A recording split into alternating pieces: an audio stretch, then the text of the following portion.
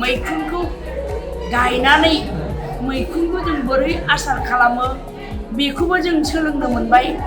जोंनो मात्र मैखुन गायनाय ट्रेनिं होगोन होननानैल'सो बुंदोंमोन, नाथाय एगाव गुइथिं सोलोंनो मोनबाय। जोबोद गोजोननाय बावहरबाय सेउलि मेडामनिसिम।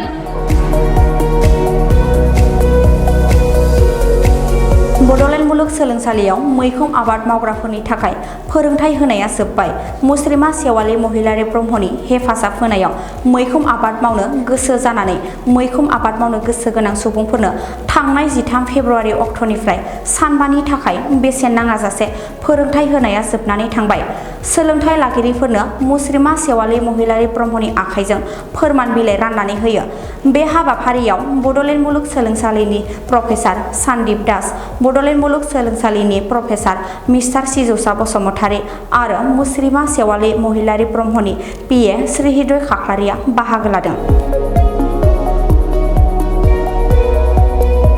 जथेस्थ नांगौमानिखौ जोंखौ फोरोंबाय।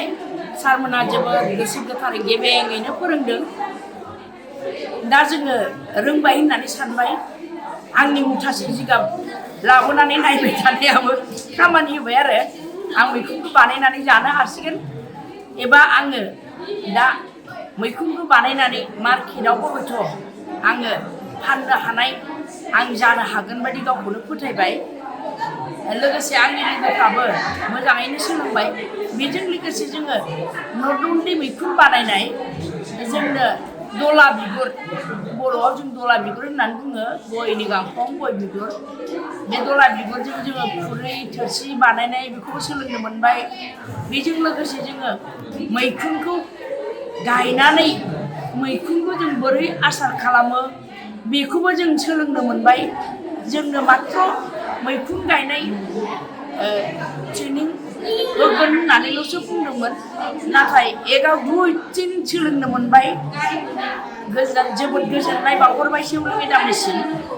बिथाङा जोंखौ बेखिनि खाबु होनायनि थाखाय, आरो लोगोसे नैबे इउनिभार्सिटिनि जेसेबां फोरोंगिरिफोर दङ, स्कलारफोर दङ, माखासे हृदय खाख्लारि जाय अर्गेनाइज खालामदों मेडामनि जानानै, आरो सिजौसा जोबोद गावनि साननानै जोंखौ आंगोयै जोंखौ मोजाङैनो फोरोंबाय। रोंबाय, जोङो गोसो होनानै सोलोंबाय जोंबो।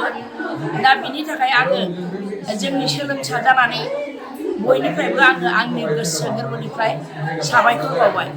नेसनेल सार्टिफाइ आरो बे जों माने सेन्ट्रेल गभर्नमेन्टआव बे सार्टिफिकेटआ इमप्लिमेन्ट जागोन। बेखायनो जों बेंकनिफ्रायबो जोङो लन लानो हागोन होननानै बुंदों। आरो जुदि जों गमामायैनो मावमारोब्ला, जों जुदि लन नागिरोब्ला बिथांमोना जोंखौ हेल्प होगोन होननानै बुंदों। बेनिफ्राय जोंनो मैखुन गायनो थाखाय जुदि जोङो मावोब्ला बिथांमोना जोंनो न' लुनानै हैनायनिबो जोंनो आसा होदों।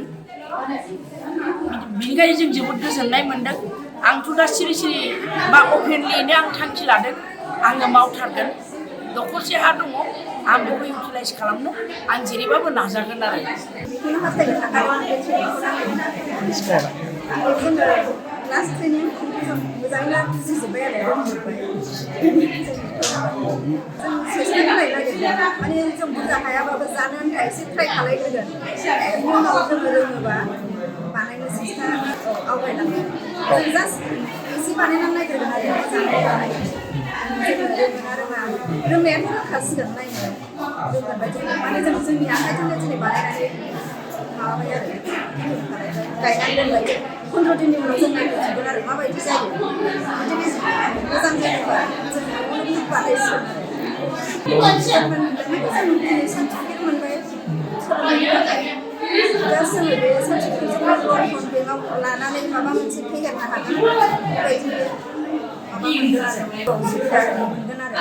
बुंनाय बायदिबा आरो बिसोर जेरखम सिबिबाय दंबा सन्जिब सार बे होनदों आरो बिसिनि सुबिदा मथे बानायनानै लानो हागोन।